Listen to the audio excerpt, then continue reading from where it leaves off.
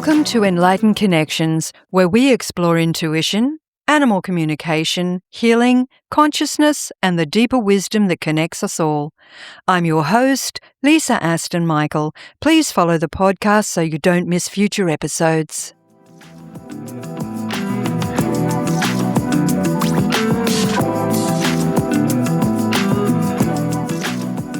Welcome, everybody, to Enlightened Connections. Thank you so much, because today's guest is Lynda Watson. Lynda is a mother, equine professional with more than 40 years' experience. She's an author, photographer, traveller, and former humanitarian worker. Throughout her career, Lynda's held significant roles with the Canadian Red Cross and the National Inquiry into Missing and Murdered Indigenous Women and Girls, bringing compassion, leadership, and a deep understanding of the human experience to everything she does. Today, Lynda is a storyteller, a sacred space holder, and passionate advocate for the transformative potential of the human-horse relationship. She's the founder of Equine Leadership, host of the Inspire Me Forward podcast, author of Equine Leadership, a collection of short stories sharing the wisdom of the horse, and an equine-guided wellness coach certified in facilitated equine experiential learning. Lynda believes horses offer profound lessons in wellness, connection, and authentic living, and that their way of being can inspire positive change in both individuals and communities. Her life's work is guided by a simple yet profound mission: inspiring compassion and enhancing the evolution of the human heart. So please join me in welcoming Lynda Watson. Welcome, Lynda. Oh, thank you for that introduction. I am so happy to be here. So excited. I'm thrilled to have you here. And of course, as I sat down and went through your website and looked at all the work that you've done over the years, I thought, oh boy, how am I going to wrap my head around this one? There's so much to talk about. But let's start kind of at the beginning here. After more than 40 years of working with horses, what do you think horses understand about being human that many humans have forgotten? Ooh, wow. Down that rabbit hole we go, right off. Got your scuba tank on? Yeah. What do horses think about being human? That humans might have forgotten. Oh my goodness. I have one saying that horses teach us a new or very old way of living, loving, and letting go. Right. Wow. And they naturally know how to do this. They know how to live. They're authentically horses, and we ask them to be nothing else. We don't go to a field and go, "Hey, can you be a rabbit today?" We that's all we expect of them. If we turn that back on ourselves, that's all we should expect of ourselves. And they expect nothing more from us when we walk to a field. They don't expect us to be a horse. They expect us to be a human, but the best possible version of that human that we can be. In that space is where that learning happens. And isn't it interesting that we try and make the horse into something that we want it to be, rather than, pardon the pun, harnessing the spirit of the horse in a way that we understand it, we accept it, we allow them to be them, we accept them as they are and work with them to grow with them, instead of trying to make them something that we're wanting. Does that make sense? Oh, it does. And that's probably one of the initial hurdles that a person that comes to the field to share space with the horse has to overcome, is this idea of, for want of a better word, domestication and control. And this idea that they should be like this. This is how they are in the movies. This is how they are when I rode as a little kid. Like it's all these misconceptions that we were brought up with, as we are brought up with in life, that when those are dropped slowly, as a person comes with the horses more and more, we start to drop that. And when we do, Now we've got two sentient beings looking back at each other. And that's where the heart starts to open. And that's where we start to see, that's where we drop control of the viewpoint of ourself, of what the horse should be doing.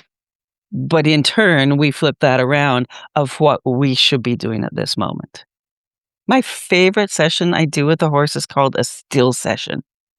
We go to the field, we sit for an hour in total. Part meditation, part silence, part non-movement, and we sit in stillness. And the walls come down and the voices in the head stop after a while, and we get to be in the field with them. The horses might come over, they might not. I've had sessions where the horses run past us at one point, and then they go off and graze, and it doesn't matter. But we are in this space where we've dropped all of those conceptions and expectations and shoulda, wouldas, and all that stuff. And it's beautiful. They're such sensitives in terms of sensing our energies as well, aren't they? They can sense us coming from a long way Yeah. away, I believe, and sense Absolutely, what yeah. mood we're in as well. So if we're angry or if we're upset or if we're wanting to do something, ask something of them and they're not prepared for that day, their responses are just phenomenal. Just a quick story, I was accompanying Mhm. somebody who was a craniosacral worker, equine Yeah. craniosacral, and she was working on a horse, and at the time I was learning animal Reiki. This was many years ago.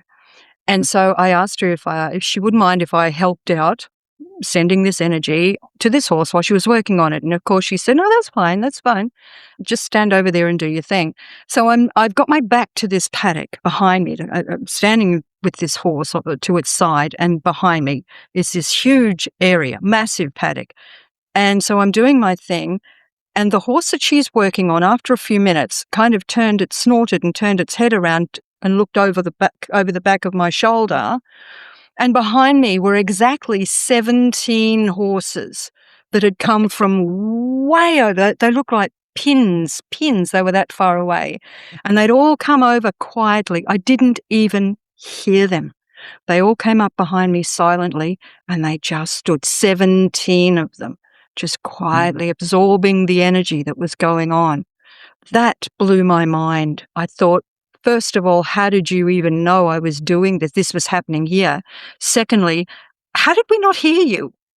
How did that They're happen? lighter than feathers when they want to be, Yes. but as Yes. loud as thunder when they want to, too. Yes. Yeah, Yes. yeah. Isn't that Um, interesting? Yeah. But yeah, that's the energy. Yeah. it really is. And it's interesting because as I read your website, you described yourself as someone who inspires compassion and supports the evolution of the human heart. We're still talking about horses here, people. But what does an evolved human heart look like to you, and how do horses help us get there? Great question. And so much in that question.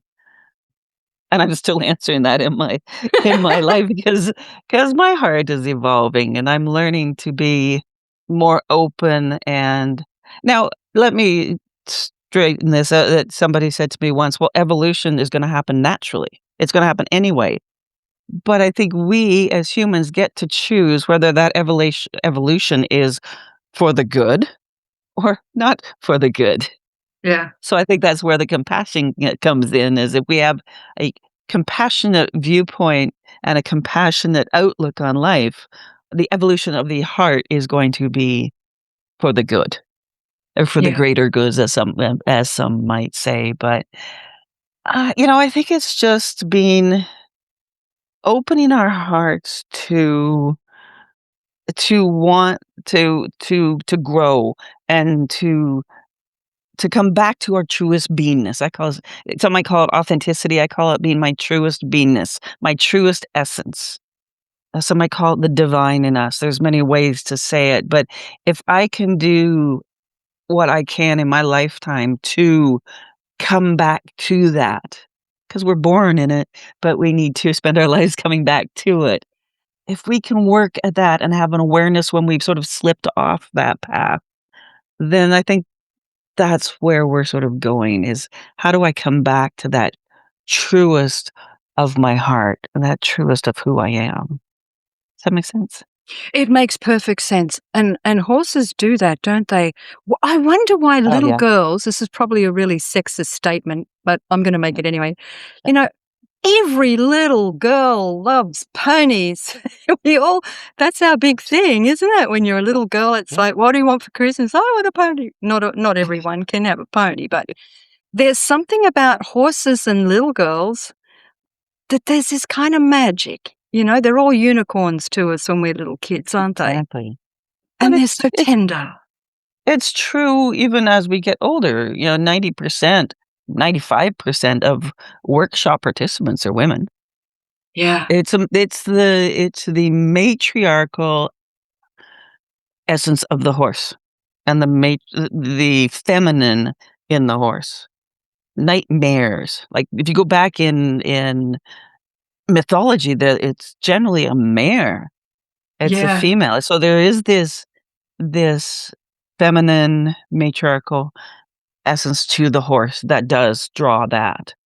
And, it's great 'cause if men do come, it is them getting in touch with that Mm, feminine side. Yet, I know some female horses that to me are yes, there is that feminine essence to them, but they're balanced.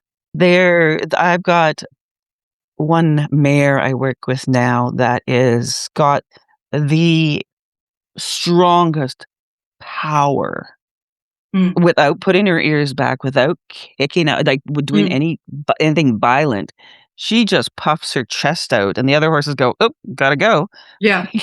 And it is this beautiful power that she has, and I'm learning so much from her that do we see that as masculine, or is it just a strong feminine power? Mm, So it's where does that sit for each of us? Because we all take things differently, but where mm. does that for me, it's just this beautiful power that this horse has, yet as sweet and as kind to any human she's interacted with. That is so interesting. As you're speaking, I'm comparing or putting juxtaposing, for want of a better word, Mhm. mares and female humans. And the word moody comes to mind. As I said, never argue with a mare. You won't win. But it's so many. There's so many facets. There seems to be so many facets to mares. Whereas geldings will kind of go. I mean, they have their moments, but they're kind of like, yeah, okay, that's okay. Just as long as everything's on the up and up, everything will be all right. But mares Mhm. have this kind of individuality, this unique sense of independence and no, we're gonna do this either my way or together, not necessarily your way.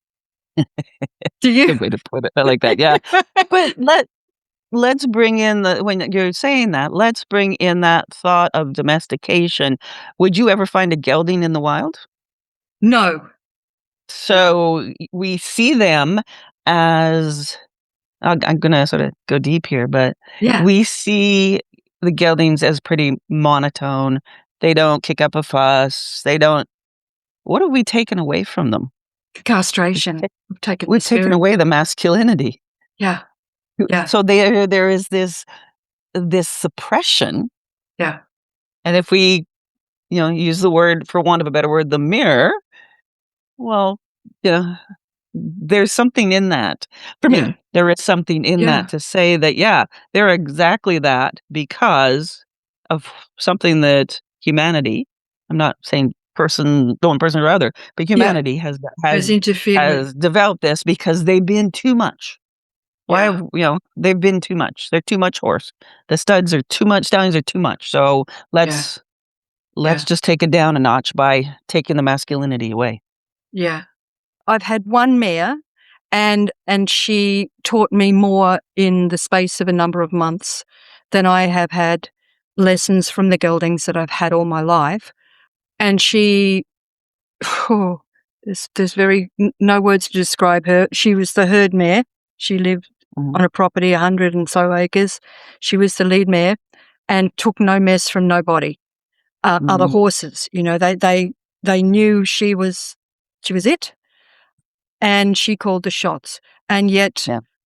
human beings, adults that rode her, she just tossed me off, and she tossed just doesn't particularly like being ridden. And I always have this instinctive feeling, this intuition that all she wanted to be was a mum. All she Mhm. wanted to be was mum.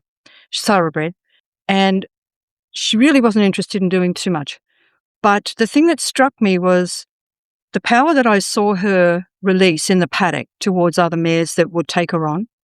And the next minute, she's standing there in the water up to her chest with 3 little children on her back, as gentle as a kitten. And I thought, oh, I am endlessly inspired by this mare.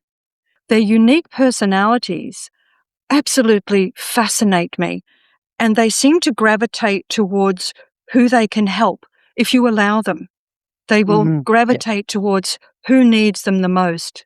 You see this in the riding for the Mhm. disabled and a lot of places like that, where these horses can be quite strong towards able-bodied people. And when the disabled ride them, they're the ultimate caring machine. They're Mhm. ultimately Mhm. magnificent. I Mhm. had I had a little meditation the other day, and I asked my guides, "What is love?" And I got the most beautiful reply. And the reason I'm telling you this is because Mhm. I feel it's relative to our conversation. Mhm. What I received was love is making someone feel safe. Yeah, absolutely. 100%, yep. And what are the 2 things that other than foraging and social aspects and things like that, what are the 2 things a horse needs from each other and from their environment and from humans? Safety and calm. If I can Yeah. come to the field with safety and calm, you know, so, yeah, that safety is a huge part of it. How many humans feel safe? There's a big that's a big discussion, was how many humans Yeah. feel safe? Particularly in this day and age. Absolutely. We talk about comfort zone. I talk, that often. How many humans actually have no idea what a comfort zone feels like? Mm. I've worked in violence abuse prevention, I've worked in psychosocial support, and a lot of people don't even know what a comfort zone is. So to go stand beside a 1,200-pound animal that is accepting and will stand and breathe with you, that's sometimes the first time they've ever felt safety in their lives. That's love right there. I'm seeing more animal therapy practices popping up, particularly to do with horses. Mm, Equine therapies, animal-assisted therapies here in Australia for people that are suffering PTSD or have experienced domestic violence situations, and just basically life terrifies them. And also healing, where people can lie on a massage table or Reiki table in mhm, a paddock, and the horses will come completely independently. They don't have mhm. halters, they're not controlled. The Yep. horses come, and not always the same horses. Nope, I don't know. No. It depends What the on who the those patient is. yeah, who they need. Yep. Yep. Yep. I did a session the other day, a Reiki tabletop session the other day, and one horse we were right beside a fence. One horse came over, big mare, gave a lot just as we started, she gave this huge long blowout, and it was methodical, and it was purposeful, and then she walked away. And she's like, "You have the energy needed. Now do your work." And when we were done, they came back in the ring, but they were free to come and go. Yeah. But this one mare, just this big blow, and then she says, "I have done my job," and walked away. But it was Wow. beautiful. It was we see those, videos of the horses being there, but I think that helps sometimes creates a bit of a misconception that if horses are in a field, that doesn't always happen. In fact, that's maybe half the time. But to be in the energy of the horses, whether they are grazing, whether they are sleeping, is an honor and is healing itself.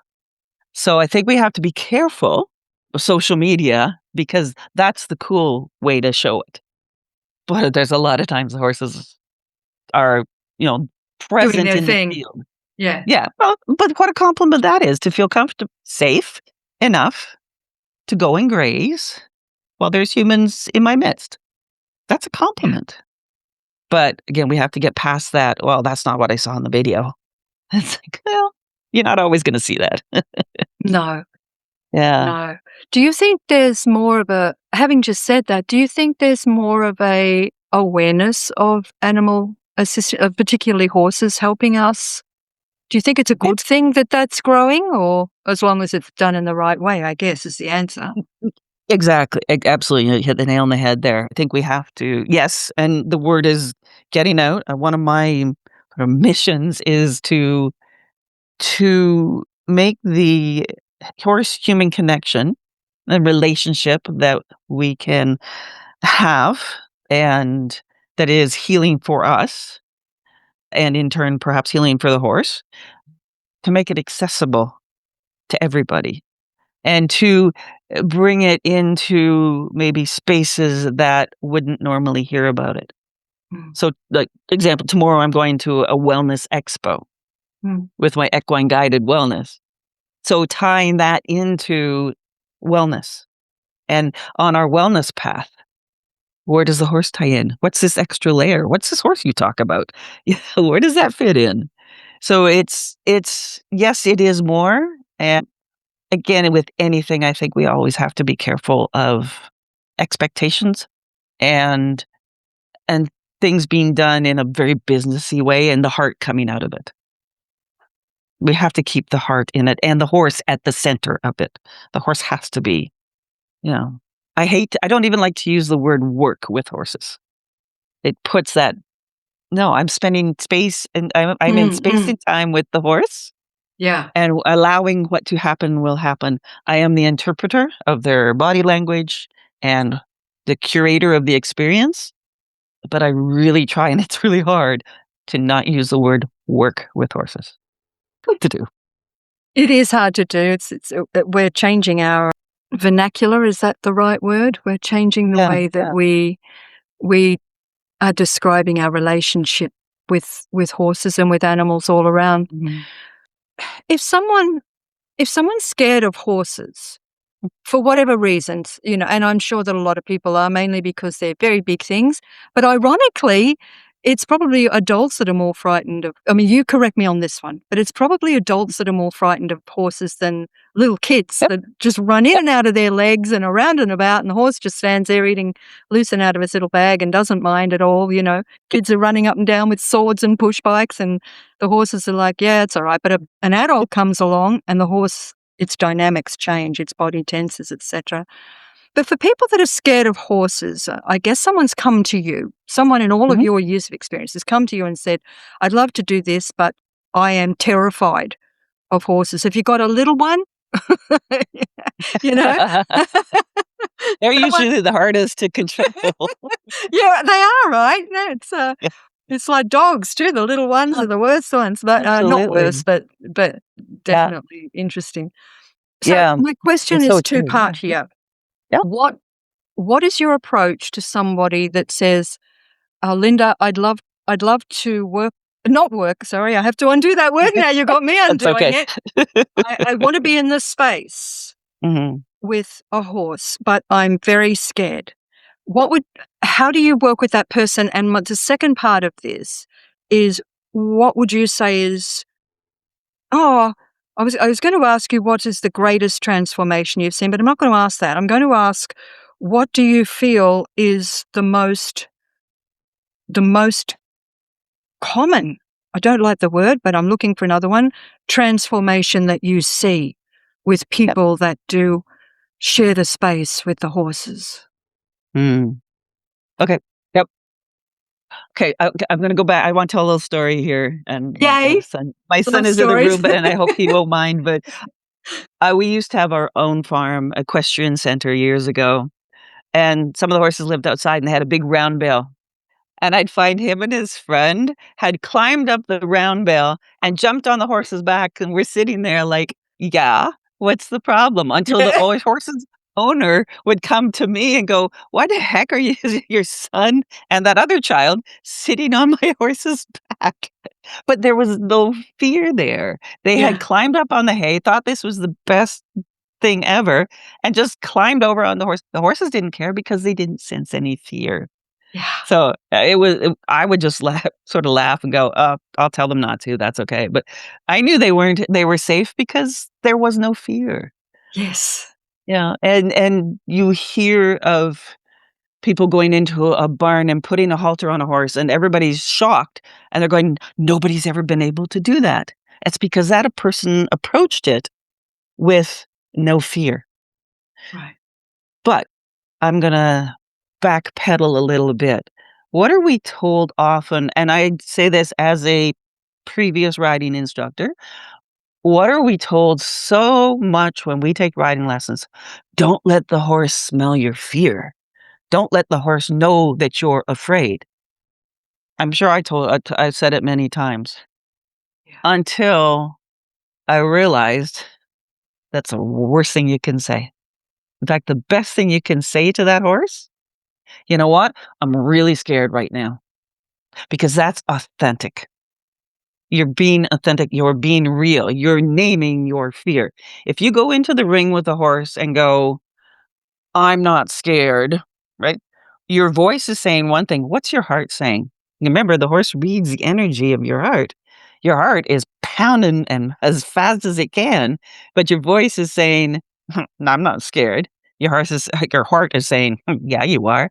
So now you've got this inauthentic energy coming at the horse, and that's when the horse is going to react by probably moving away, disassociating, depending on the person. The horse is going to react in some or respond in some way. Horses want authenticity to feel safe. So now you've created that. So if I have somebody that comes to me that has any level of fear, first thing I tell them to do, tell the horse. You can do it non-verbally, you can say it out loud and name it. I'm scared. I am really scared. I am deathly afraid. And then we work from there. But once they name it, this the physiology in their body changes. And the horse goes, "Oh, okay. You're being real, you're being authentic, and that's safe for me." I'm gonna and when I taught riding lessons and I had some people say that, 100% of the time that horse would look after the people. The horse Wow. would go, "Oh, okay. You named it and you're safe. So I'm gonna keep you safe." And now I'm going to tell you a very quick, short Yep. story because of what you've just said. When I was a young child, my family knew some people that owned a big property, big cattle station in New South Wales, and I toddled off on my own, which I did, and I still do. And I found myself in the middle of this huge, vast paddock, surrounded by cattle. Mhm. They'd created a ring around me, and it was terrifying.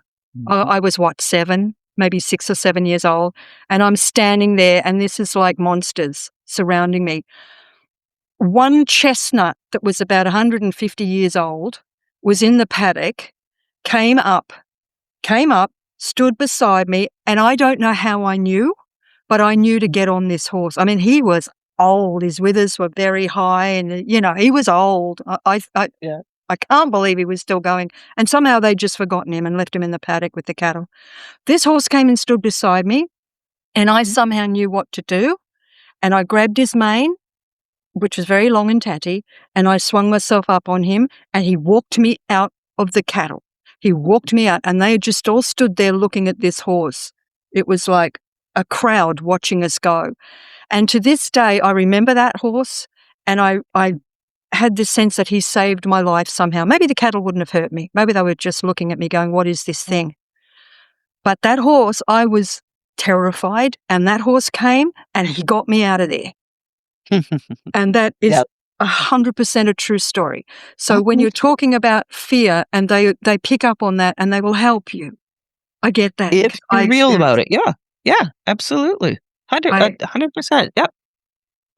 Yeah, I think there's levels of fear. If it's a mild fear, we work with the person just with their breath and their heart rate. yeah. Yeah. this ties into the transformation, so I've got 2 short stories here. I had a young teenager who was came to a farm where I was co-facilitating and with a group of other teens. They were gonna go on an overseas trip. They came to sort of team build and get to know each other. So I had this one little girl, she went into a round pen with this horse, and she was tasked with moving this horse around the ring. Just with her energy, moving the horse around. But when she stepped into the ring, she was in the middle, which is her safest place to be, and the horse was just going around the outside of the inside of the pen, just zoom, zoom. So she was safe, but very quickly we realized something's up here. So we asked her to stop and take a breath and just bring her breath down. The second, and I can't stress and make it even close, the second she stopped and thought about her breath, that horse stopped, walked over, and put its nose on her chest. And we all sort of went, "Mic drop." Uh, and when Oh, she came out of the like, we were done. That was the lesson was learned. When we came out and did a debrief, her words were, and this no word of a lie here, her words were, "I never knew how much my energy affected other people." wow. Like, life lesson right there. But it all had to do with the breath. It had to do with her recognizing that, "Oh, I'm really up right now, and I'm affecting everything around me, so I'm gonna take a breath Yeah. for myself and for everything else." And She yeah, probably would never have even realized that, though, if that horse had not come up and done that. exactly. Yep, exactly. So that light ties into the transformational and, there's many stories, but there was this woman that went for a reflective session once, so that it means one-on-one.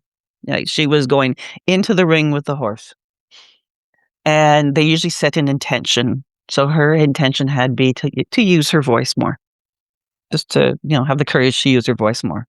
So in she goes to the middle of the ring. We bring a horse in.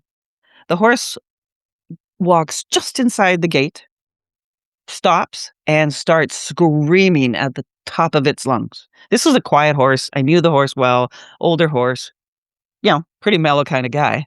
Screaming, would take a few steps up to her. Scream, like, yeah, as loud as a horse could scream, it was screaming.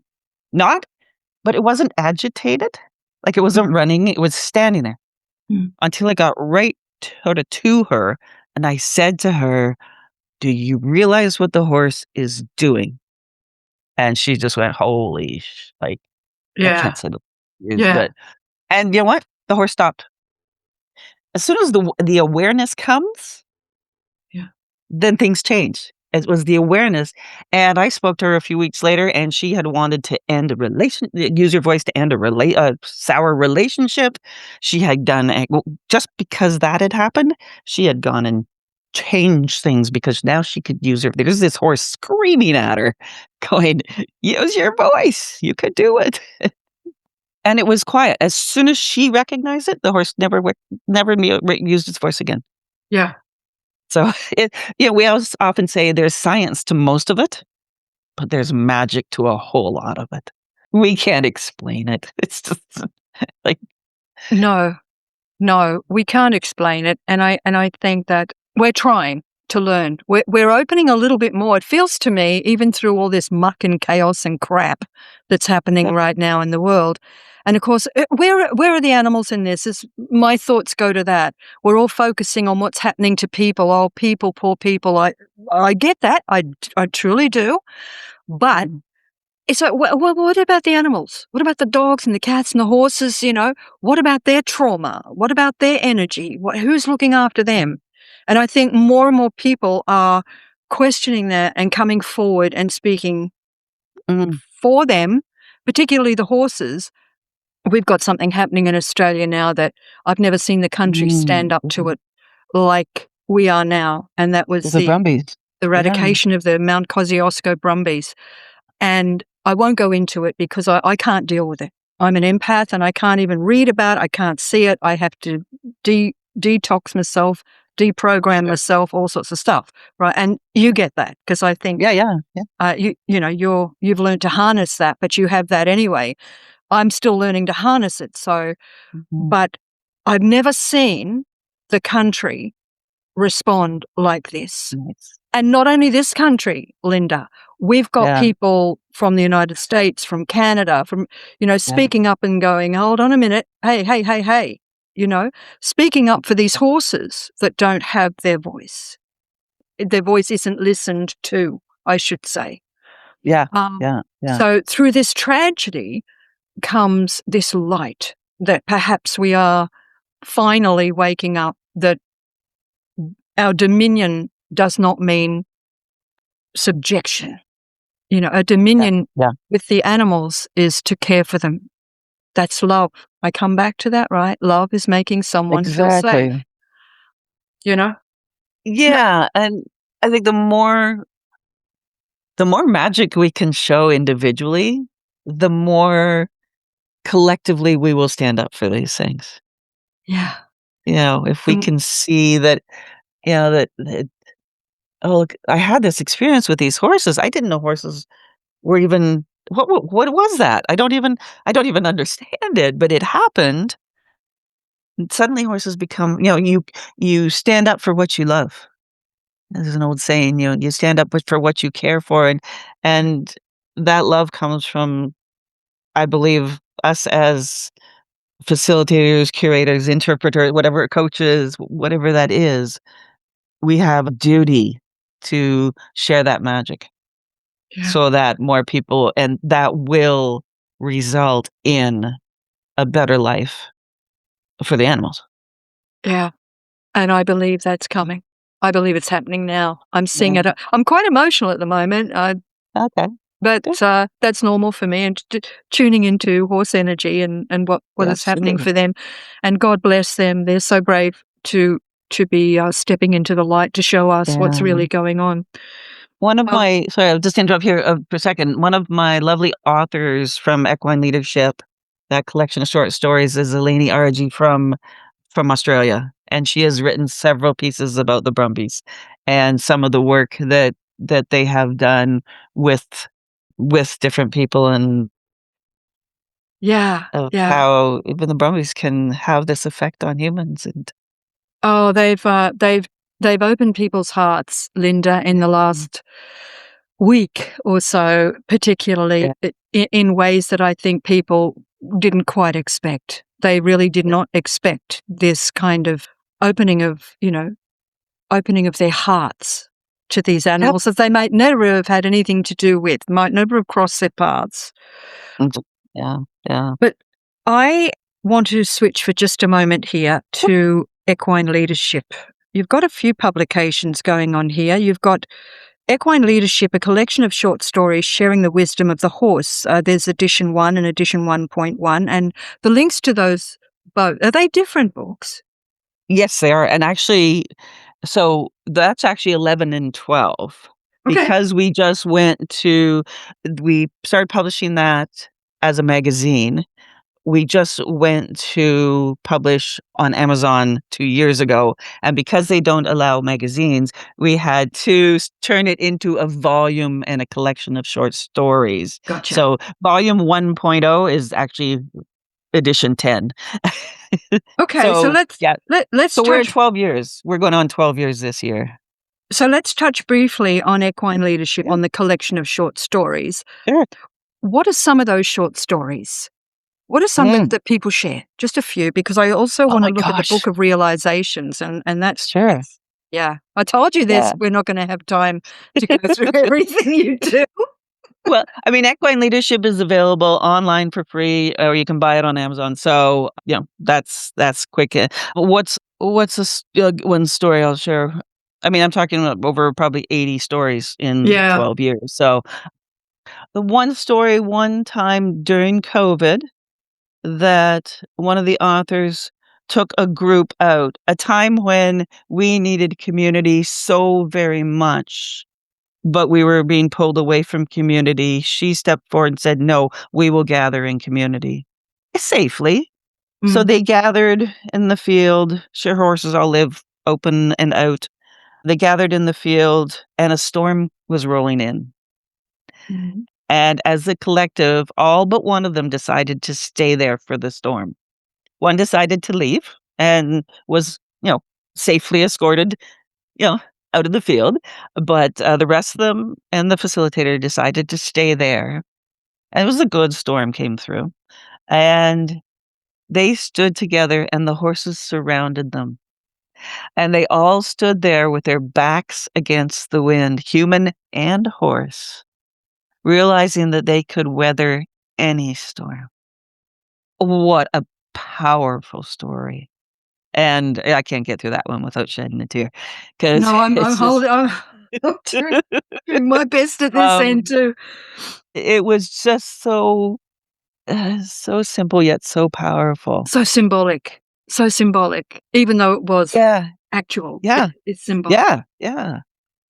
And a time when we needed community, when we couldn't have it, we needed community, and the horses are going, "This is what community looks like. This is what community is all about."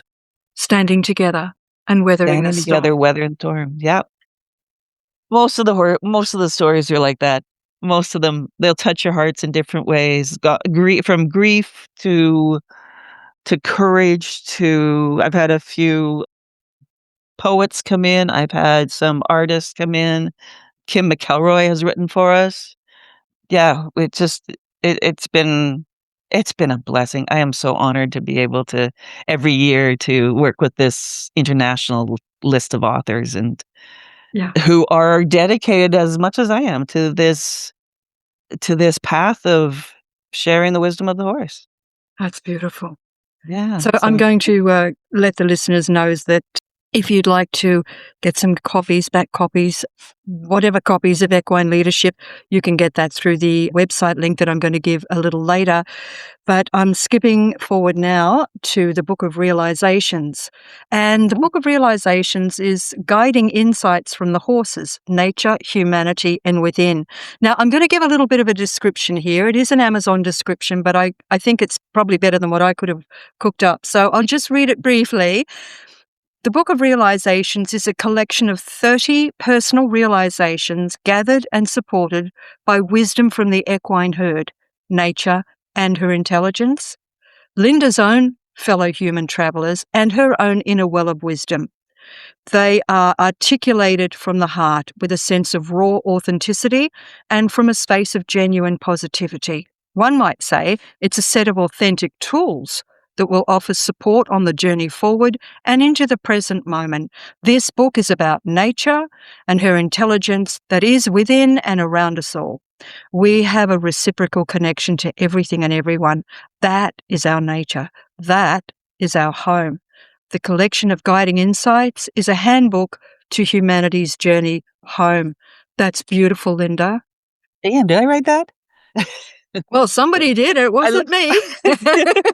I I I appreciate hearing somebody else read it, though. Yeah, yeah. That brings a joy to my heart to hear That's someone why I else wanted read to, that. that is why I wanted to Yeah, mention it I really today. love that. Yeah, Because thank I you. thought, I don't want to skip over this stuff. This is beautiful work, beautiful wisdom, Thank and such healing, powerfully healing work that we all so badly need. And at this time that we're in, we need to understand our coexistence with the animals, with horses, what they have to offer. We're surrounded by them. Everyone has horses. You can't drive down a road too far without seeing horses, and everybody always wants to stop and give an apple to the pony, right? We all want to connect. I still stop and take pictures. I'm like, ponies. I We still do, stop. we do, we do. We're all grown up and like, oh, stop a horse, I Beautiful. have 3 I have a pack of I have 3 dogs, and they all know when I go, "Where's the ponies?" And they all jump up in the car and look out the window Woohoo! and try to find the ponies. So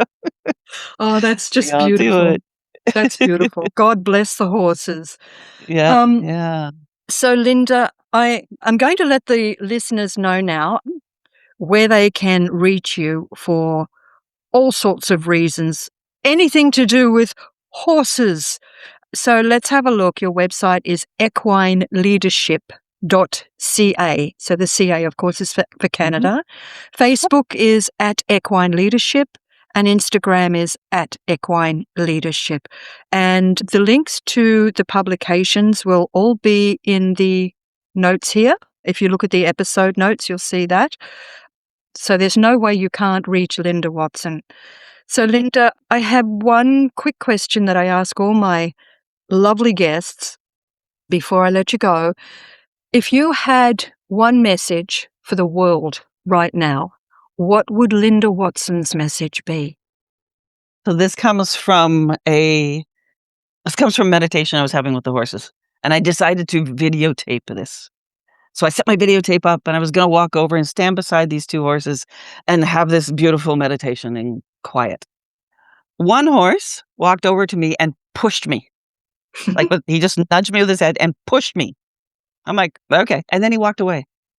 The other one came up, stood right beside me, and all I heard was, "Do you trust us?"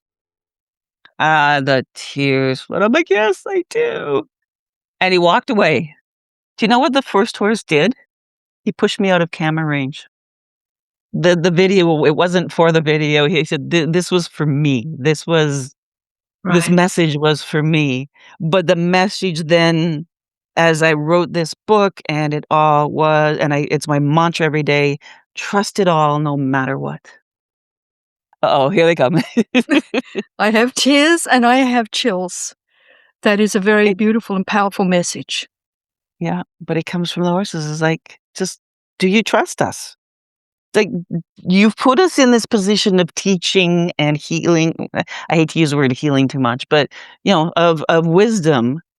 Then trust us to give it to you. And when we give it to you, bloody well use it. It's like, put it into your daily life and, use it. So that's that.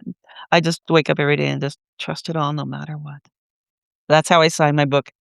Whenever I send a signed copy out of my book, that's how I sign it. Trust it all no matter what. Well, I'm going to leave that there because I don't think I can top that. Lynda Watson, thank you so much for your time today, your wisdom, your knowledge, and most of all, your love for humanity and for the horses that you share the space with to help others grow and heal. Mm-hmm. Thank you, Lisa. And Lynda. thanks for all you do for having these conversations that are just so important. So Very welcome. You're very, very welcome. Bye for now, Lynda. thank you.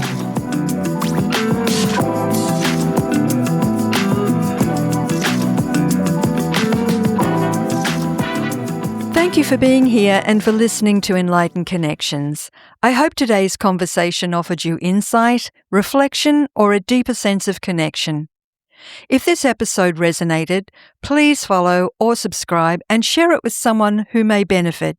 All resources mentioned in this episode are listed in the show notes. You can also join me inside the Enlightened Connections Facebook community. I would love to welcome you there. Until next time, take gentle care, stay connected, and trust the whispers.